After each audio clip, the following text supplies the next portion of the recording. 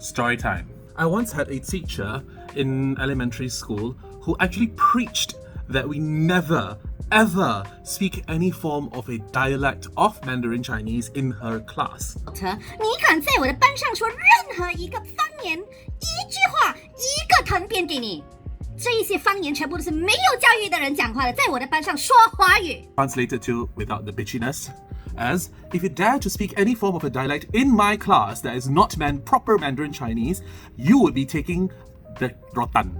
And one word of dialect equals one rotan. So if you say one sentence of the dialect, now I am from Ipoh, so Guangdong has always been my dialect. I speak it at home, I speak it outside. So when Mandarin came to me, it was actually quite foreign because I've never really talked Mandarin until I went into elementary school. I hated Mandarin because of her, and I've avoided speaking Mandarin or even talking to people in Mandarin or even Mandarin speaking people for years. It was only a few years before that I had amazing friends who actually asked me, to talk to them regarding this, and I relearned Mandarin language. The correlation between this seems to be between the 90s or the 80s to 90s babies. That your teacher prohibit you to use any form of a dialect in class, whether if it is Hakka, it's Hokkien, it is Cantonese, or etc. Because there have been articles correlating when it comes to the death of rare dialects in Malaysia, including stuff like the Kristang, for example, or the Nyonya Baba Hokkien, and where I'm from in Ipoh,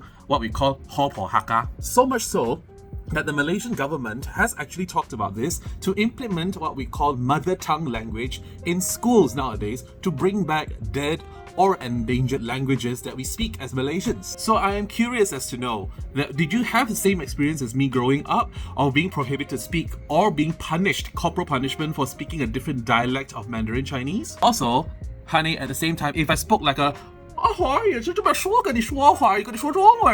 you would treat me as a crazy person or a China tourist and you would refuse. The beauty of Malaysian culture is in its diversity, and without the different dialects and different languages that we sort of learn, we are risking throwing it all away in for purity of language. Low-key traumatized me to learn any form of Mandarin whatsoever, but because of the relearning of the Mandarin language, ironically Mandarin is now paying my bills as a medical interpreter between English and Mandarin Chinese. Friends and family and anyone who sees this reel, I'm curious as to know what was your experience growing up when it comes to learning the language, for example. Please do share your experiences down below.